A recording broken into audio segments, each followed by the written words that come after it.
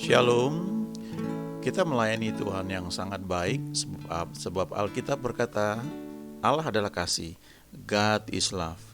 Dan itu tertulis di dalam surat Yohanes di Perjanjian Baru. Sementara itu di Perjanjian Lama di Pengkhotbah 3 ayat 11a dikatakan bahwa Ia membuat segala sesuatu menjadi indah pada saatnya masing-masing. He makes all things beautiful in its time. Oleh karena itu, kalau kita mau mengizinkan Tuhan menuntun hidup kita berjalan dalam tuntunannya, maka kita bisa berkata dan mengalami bahwa God is good all the time. All the time God is good. Itu semata-mata karena kasih Dia kepada kita. Betapa besar kasih-Mu Allahku, sehingga Kau berikan Yesus padaku, supaya aku tidak binasa, melainkan beroleh hidup yang kekal. Ku sembah Kau, ku sembah Kau, Engkau yang layak untuk ku sembah. Ku sembah Kau, ku sembah Kau, Engkau yang layak untuk ku sembah. Betapa besar kasih-Mu Allahku, sehingga Kau berikan Yesus padaku, supaya aku tidak binasa, melainkan beroleh hidup yang kekal.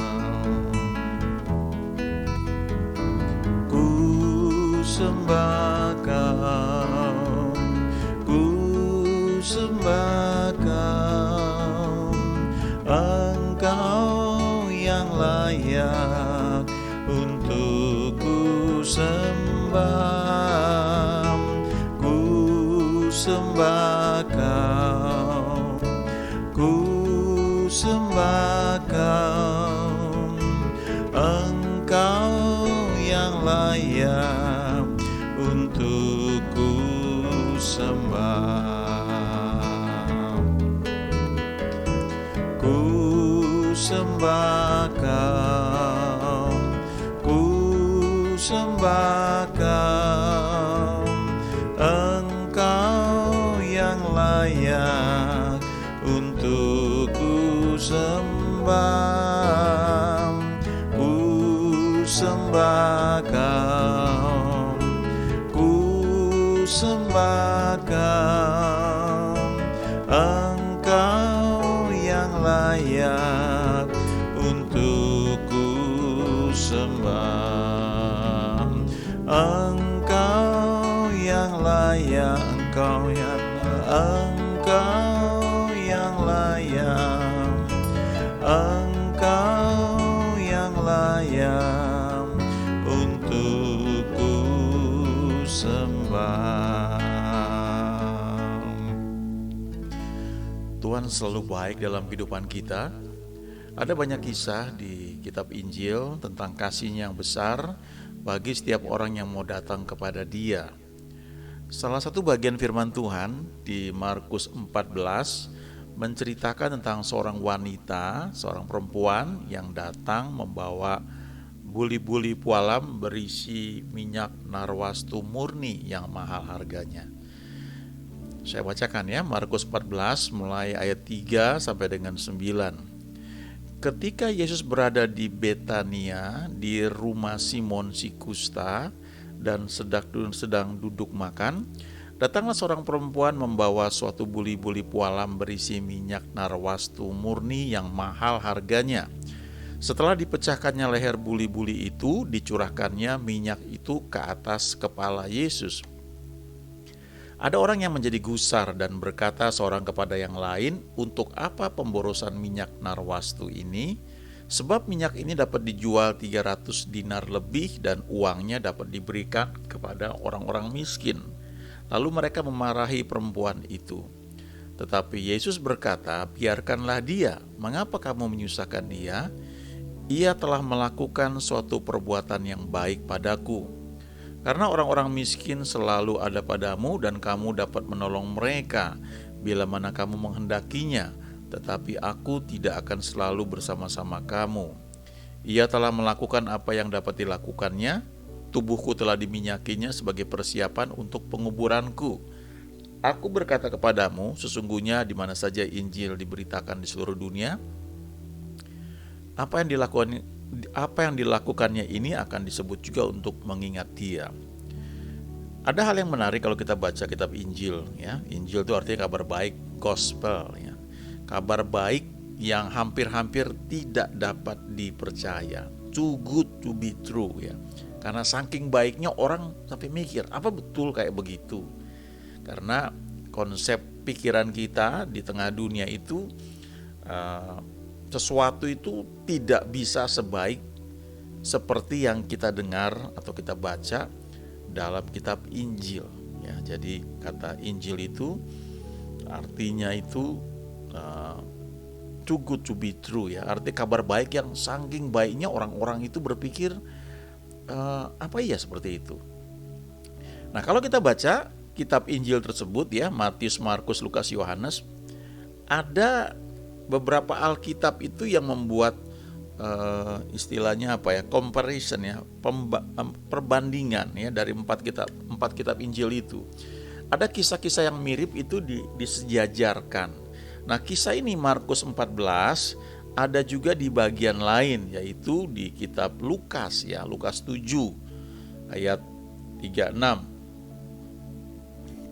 sampai 38, ya. Dikatakan di situ seorang Farisi mengundang Yesus untuk datang makan di rumahnya. Yesus datang ke rumah orang Farisi itu lalu duduk makan. Lalu ayat 37 dari Lukas 7, di situ ada seorang perempuan yang terkenal sebagai seorang berdosa. Ketika perempuan itu mendengar bahwa Yesus sedang makan di rumah orang Farisi itu, datanglah ia membawa sebuah buli-buli pualam berisi minyak wangi. Ayat 38, sambil menangis ia pergi berdiri di belakang Yesus dekat kakinya, lalu membasahi kakinya itu dengan air matanya dan menyekanya dengan rambutnya. Kemudian ia mencium kakinya dan meminyakinya dengan minyak wangi itu. Ada lagi di bagian lain di Yohanes 12, ya, ayat 1 sampai dengan 8. Dikatakan di situ 6 hari sebelum Paskah, Yesus datang ke Betania, tempat tinggal Lazarus yang dibangkitkan Yesus dari antara orang mati. Di situ diadakan perjamuan untuk dia dan Marta melayani, sedang salah seorang yang turut makan dengan Yesus adalah Lazarus. Maka Maria mengambil setengah kati minyak narwastu murni yang mahal harganya, lalu meminyaki kaki Yesus dan menyekanya dengan rambutnya, dan bau minyak semerbak di seluruh rumah itu. Tetapi Yudas Iskariot, seorang dari murid-murid Yesus yang akan segera menyerahkan dia, berkata, "Mengapa minyak narwastu ini tidak dijual 300 dinar dan uangnya diberikan kepada orang-orang miskin?" Hal itu dikatakannya bukan karena ia memperhatikan nasib orang-orang miskin, melainkan karena ia adalah seorang pencuri. Ia sering mengambil uang yang disimpan dalam kas yang dipegangnya. Maka kata Yesus, "Biarkanlah dia melakukan hal ini mengingat hari penguburanku. Karena orang-orang miskin selalu ada pada kamu, tetapi aku tidak akan selalu ada pada kamu." Jadi kita lihat ini ada tiga kisah yang mirip, ya. Sebagian orang mengatakan bahwa ini kisah yang sama tapi dicatat dengan cara pandang yang berbeda. Sebagian lagi percaya bahwa ini kisah yang beda ya, yang berbeda. Tapi bukan itu yang kita persoalkan. Masing-masing bacaan ini mengandung pesan yang bisa kita ambil. Pelajarannya itu apa? Jadi bukan soal yang mana yang benar, apakah ini kisahnya sama atau tidak, ya itu bisa menolong kita untuk mungkin menangkap sesuatu yang Tuhan mau sampaikan. Tapi kita perlu ingat bahwa kita membaca Alkitab itu bukan sekedar hanya kitab sejarah pencatatannya, tapi kita percaya bahwa tulisan-tulisan ini diilhamkan oleh Tuhan dan itu bermanfaat untuk mengajar kita.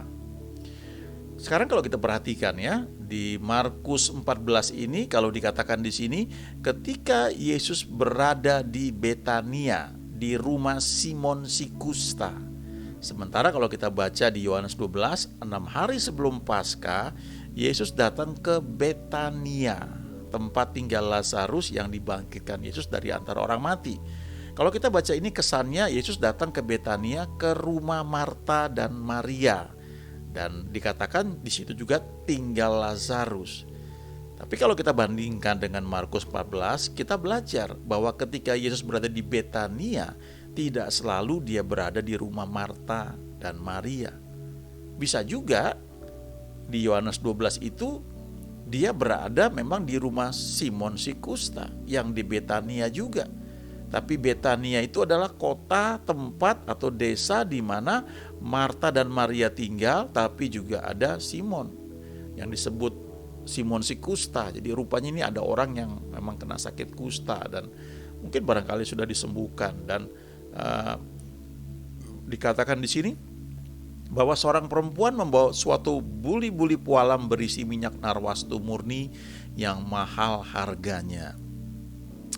Jadi bisa berarti memang wanita ini mungkin Maria dari Betania. Dia datang karena ini diadakan bukan di rumah Marta dan Maria, tapi di rumah Simon si Kusta. Jadi bisa jadi memang ini kisah yang sama ya. Dengan membandingkan hal seperti ini, ada beberapa hal yang bisa kita dapatkan waktu kita membaca kisah-kisah yang ada di kitab Injil ini ya. Ada penekanan-penekanan tertentu yang kita dapatkan. Lalu kalau kita bandingkan lagi dengan Lukas 7 ya, ayat 36, maka bisa juga kalau kisah ini sama, ternyata ini kisahnya seorang Farisi yang mengundang Yesus datang untuk makan di rumahnya ya. Mungkin saja tempat ini kisahnya ini berbeda, terpisah dari Yohanes 12 atau Markus 14. Tapi ada kesamaan-kesamaan yang menarik, yaitu ketiga kisah ini menceritakan seorang wanita yang datang kemudian membawa minyak narwastu murni, ya, minyak wangi yang mahal harganya. Ya, perhatikan, ini wanita yang datang ya. Saya pribadi suka tersentuh ya kalau baca di Alkitab itu betapa banyak perempuan-perempuan yang hatinya itu melekat pada Yesus ya, sehingga mereka memiliki kesempatan istimewa yang bahkan 12 murid Yesus saja tidak miliki itu. Di antaranya adalah satu orang yang namanya Maria Magdalena. Itu beda lagi dengan Maria dari Betania. Maria Magdalena adalah orang pertama yang melihat Yesus waktu dia bangkit dari kematian. Dan itu seorang wanita ya, seorang perempuan. Lalu dari tiga kisah ini kita melihat juga bahwa minyak narwastu tersebut ditaruh dalam suatu buli-buli ya, berisi yang ditutup rapat ya. Ada seorang ambaton yang pernah bagikan bahwa untuk bisa menikmati minyak narwastu murni ini maka lehernya mesti dipecahkan ya. Saya kurang tahu bentuknya seperti apa. Tapi waktu dipecahkan baru minyak narwastu murni itu keluar dan semerbak harumnya. Ya. Ada satu pelajaran bahwa ketika Tuhan mau pakai hidup kita, ya, kita ini seringkali seperti buli-buli atau seperti buli-buli pualam ya, yang pada zaman itu yang di dalamnya tuh ada minyak narwastu murni. itu seperti roh kita yang sudah jadi ciptaan baru, yang kudus, yang penurut, yang di dalamnya itu terkandung semua janji yang Tuhan berikan.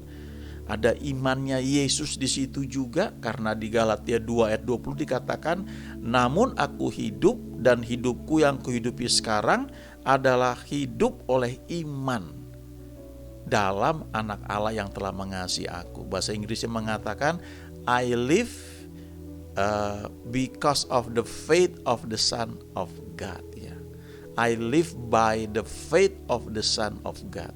Jadi imannya Yesus, ya, itu seperti minyak narwastu murni yang ada dalam buli-buli. Ya, buli-buli itu mesti dipecahkan. Nah, buli-buli itu apa? Ada hamba Tuhan yang membagikan tuh seperti jiwa kita yang sudah terbentuk sekian lama. Nah, supaya roh itu bisa keluar menyebarkan bau harum, maka buli-bulinya mesti dipecahkan. Ya, supaya baunya bisa semerbak keluar. Apa maksudnya ketika dikatakan dipecahkan leher buli-buli itu? Itu banyak artinya. Arti umumnya adalah yang disebut dengan sanctification, ya, jiwa yang dipulihkan, dimurnikan. Tapi seringkali memang melewati proses. Kadang-kadang kita mengalami benturan demi benturan. Kita nggak sadar betapa sombongnya kita, sampai kita bertemu dengan keadaan-keadaan yang membuat kita mau tidak mau kita harus belajar merendahkan diri. Kita harus belajar untuk menundukkan diri pada tuntunan Tuhan. Kadang-kadang kita tidak terasa hal itu. Kita merasa kita melayani Tuhan, kita merasa kita punya skill, punya kemampuan, kita mungkin sekolah tinggi, kita bisa memanage sesuatu dengan baik, atau kita punya suara yang bagus, dan kalau orang mendengar kita menyanyi, ya, mereka bilang, wah, suara kamu bagus sekali, ya. Dan kita nggak sadar bahwa ternyata ada kesombongan dalam hidup kita. Nah, ketika melalui proses kehidupan, ada banyak hal yang kadang-kadang menyebabkan air mata itu keluar. Nah, waktu air mata itu keluar, itu sebenarnya bagian dari pecahnya leher buli-buli, sehingga minyak narwastu itu keluar, baunya harum, dan orang diberkati. Nah, seringkali kita nggak sadar hal itu, ya. Ada satu buku ditulis oleh seorang hamba Tuhan dari dataran Tiongkok, ya, namanya Watchman Nee. Kalau nggak salah nama aslinya Nee Toseng, ya, tapi kemudian dia pakai nama bahasa Inggris Watchman Nee, Nee si penjaga.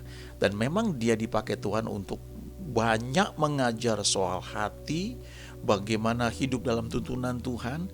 Dan dia menulis satu buku yang bagus sekali, ya, Remuknya Insan Keluarnya Roh.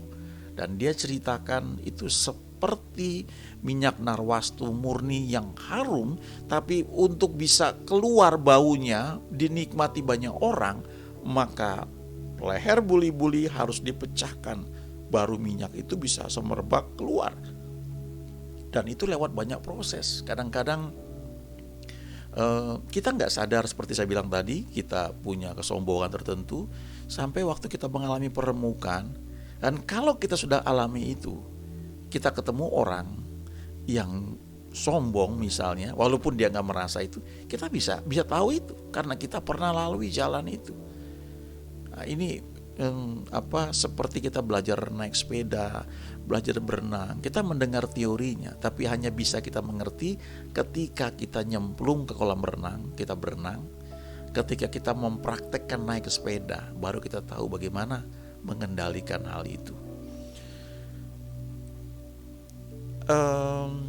Di perjanjian lama itu dikatakan pukulan, ya, membersihkan lubuk hati, ya. Ada orang-orang yang untuk Tuhan bisa pakai, orang itu dibawa sampai pada posisi tertentu, sampai dia bergantung sama Tuhan. Dan itu proses, ya, namanya sekolah kehidupan. Kita gak perlu cari-cari, Tuhan akan bawa sendiri sesuai dengan tuntunan Dia, rencana Dia buat kita masing-masing. Nah, kembali ke kisah ini, 3 kisah ini, ya.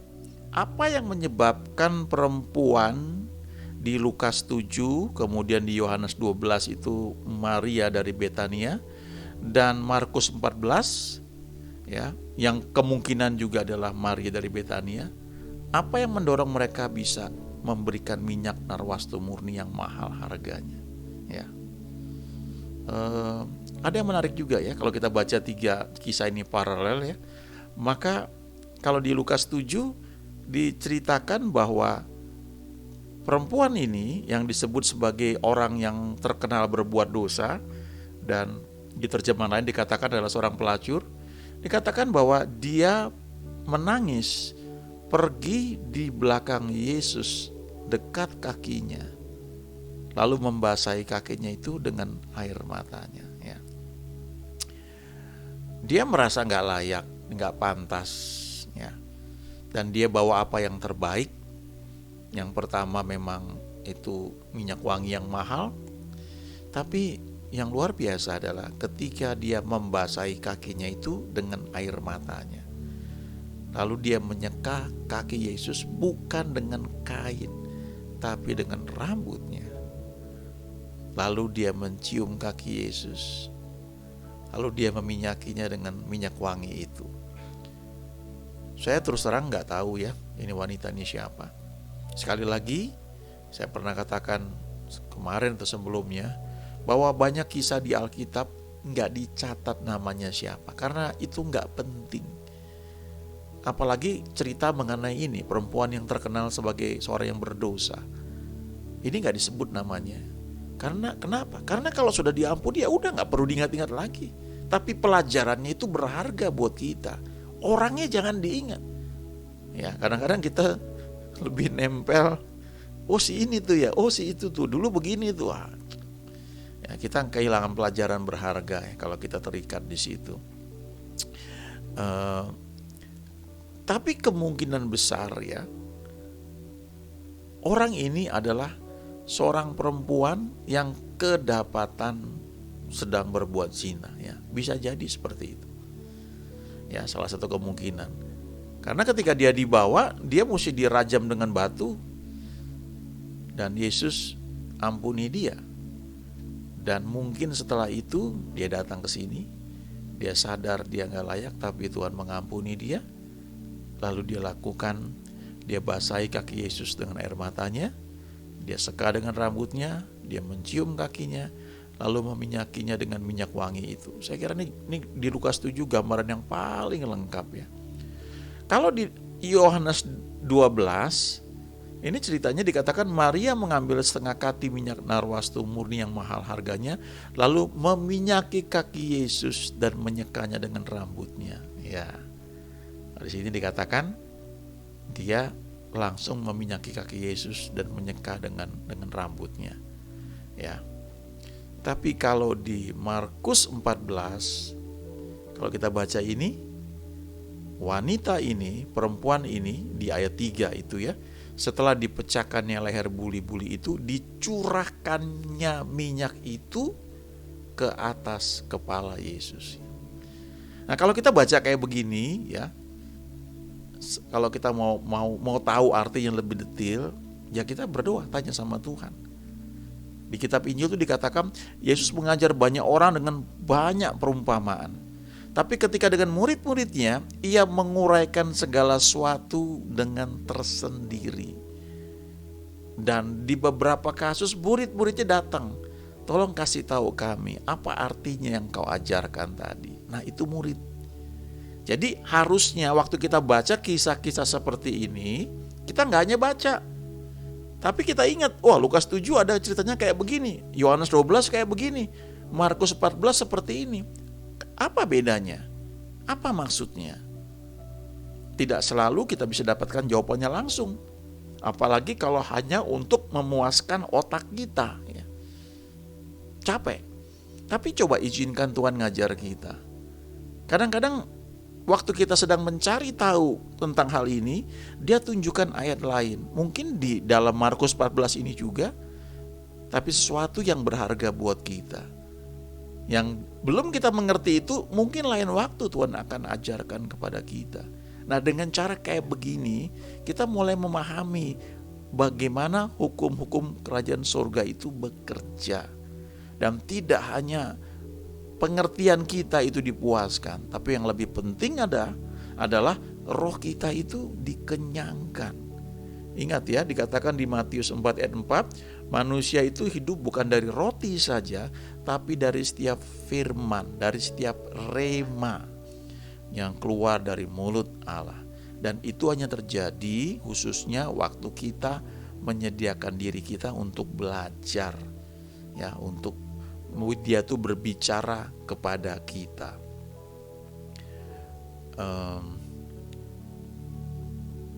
Kalau kita baca di Markus 14 ini, ya, lalu di ayat 7 khususnya, ya, ini menarik sekali. Kan kalau kita baca di ayat 5, ini dikatakan minyak ini dapat dijual 300 dinar. Dan itu karena 1 dinar itu upah seorang pekerja sehari, maka 300 dinar berarti upah 300 hari atau setahun.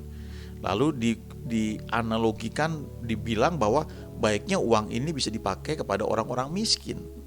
Lalu di ayat 5 dikatakan mereka memarahi perempuan itu. Tapi kalau kita baca di Yohanes 12, ya, yang ngomong seperti ini adalah Yudas. Angkanya sama, 300 dinar. Ya. Tapi di Markus 14 itu tidak hanya 1 orang, tapi dikatakan mereka di ayat 5, ya, mereka menegur, memarahi perempuan itu. Yang menarik adalah Tuhan membela perempuan ini. Dan buat saya secara pribadi, ya, saya melihat bahwa ada satu prinsip yang penting, ya. Ketika Tuhan berkata biarkanlah dia, mengapa kamu menyusahkan dia? Ia telah melakukan suatu perbuatan yang baik padaku. Lalu ayat 7, orang-orang miskin selalu ada padamu, dan kamu dapat menolong mereka bila mana kamu menghendakinya. Artinya sebenarnya kamu bisa tolong dengan apa yang ada pada kamu setiap saat. Itu selalu ada. Tapi ketika ada saatnya orang memberikan sesuatu yang begitu berharga oleh karena dia mengasihi aku, nah, jangan kamu bandingkan itu dengan untuk menolong orang lain. Nah, kalau kita ngerti prinsip ini, ya, bahwa bagi Tuhan itu bukan soal harga, ya, karena dia punya segalanya. Tapi salah satu yang mewakili hati kita memang itu nilai harta. Karena Alkitab berkata di mana hartamu berada, di situ hatimu berada.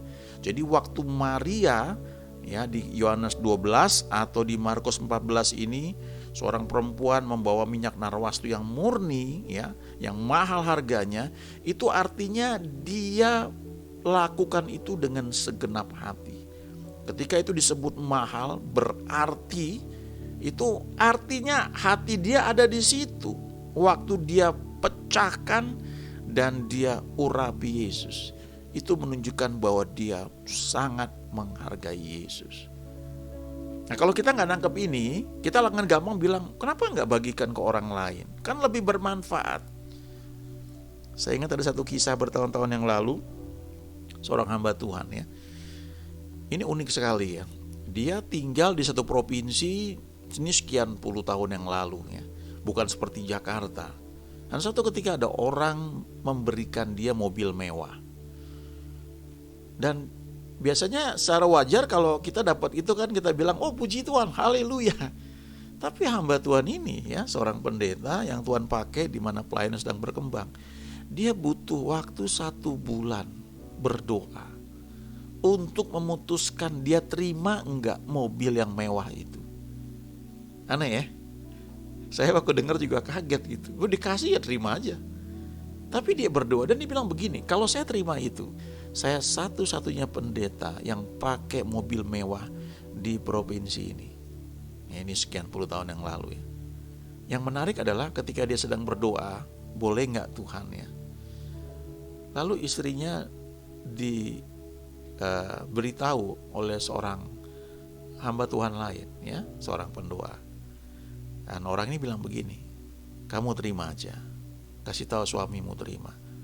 Dulu Aku pernah Tuhan kasih aku mobil mewah lewat satu orang yang merasa diberkati. Tahu nggak?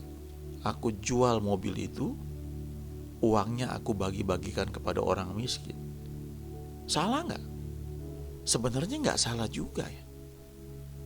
Tapi dia cerita, selanjutnya ketika ada orang mau kasih lagi, dan kali itu aku berdoa, dan dalam hatiku aku menangkap, Tuhan bilang enggak. Dulu kamu aku kasih, kamu enggak hargai itu. Kamu jual dan kamu bagi-bagi buat orang lain. Nah, ini mengerti hal ini, jujur ya, buat saya waktu itu baru ngerti sebagian. Tapi ketika dijelaskan bahwa ketika kita percaya Tuhan memberikan hal itu, tentu kita harus berdoa juga, tanya dia ya. Orang-orang tertentu yang Tuhan pakai, ya, mereka menikmati berkat yang Tuhan percayakan, tapi mereka juga nggak terikat pada berkat itu. Ya, ada orang-orang yang setelah sekian lama dia tahu Tuhan bilang, ayo tabur, berikan lagi, dan mereka lakukan. Ada seorang hamba Tuhan lagi ya, tapi di luar negeri ini. Dia cerita satu ketika, ini orang-orang yang mungkin ya bagi banyak orang atau bagi sebagian dari kita, pengalaman mereka tuh sudah cukup istilahnya, kita belum sampai di situ untuk pengertian hal yang mereka alami. Ini hamba Tuhan diberkati luar biasa, dan ada satu orang jemaatnya merasa diberkati, dan orang ini memberikan si hamba Tuhan ini satu kendaraan yang mewah gitu. Dan sampai ditanya, kamu suka warna apa? Mau ditanya nomor mobilnya mau apa begitu. Dan waktu dikasih ya, ada orang yang protes. Dan orang ini bukan jemaat gereja itu. Orang itu bilang begini, kamu harusnya jangan terima, kamu kan pendeta. Kenapa nggak jual aja, pakai itu buat pelayanan? Kamu nggak boleh pakai itu. Nah, kadang-kadang kalau kita dengar begitu sepertinya oh iya benar juga ya. Tapi si pendeta ini bilang begini ya, nomor satu, kalau orang itu memang mau kasih buat pelayanan, dia tidak perlu nanya sama saya warna mobil dan nomor plat nomornya mau nomor seperti apa. Kalau dia nanya spesial, artinya memang dia ingin memberi kepada saya. Dan saya percaya itu Tuhan yang gerakan dia. Dan kalau saya tolak itu, ya, atau saya tidak hargai itu, ya dengan gampang ya mungkin saya bisa bilang, oke, saya jual, saya kasih pelayanan yang itu nggak salah juga ya. Tapi yang saya mau sampaikan adalah ketika kita dengan Tuhan, kita menghargai Dia, maka kita gak bisa bandingkan itu dengan apa yang kita lakukan dalam pelayanan, dengan jumlah orang yang kita layani, dengan uang yang mungkin kita berikan. Ada saat-saat tertentu di mana Dia itu jauh lebih berharga. Ya, memang betul jauh lebih berharga dibandingkan pelayanan atau apapun yang dia percayakan kepada kita. Sehingga ketika ada yang protes, 300 dinar ini harusnya bisa dipakai buat pelayanan orang-orang miskin, Yesus bela wanita ini. Karena dia melihat hati wanita ini betul-betul sangat mengasihi dia, dan itu ditunjukkan dengan harta yang dia dalam pandangan orang lain itu boroskan. Ya, itu satu bentuk respect ya, kepada pribadi ya, kepada Tuhan yang kita kasih. Dan dari kisah inilah ya muncul satu lagu yang cukup terkenal ya dalam penyembahannya. Give me a heart to praise your name and to love you just the same as the woman when she came to anoint you. Beriku hati memujimu dan mengasihi Engkau seperti wanita yang datang mengurapimu.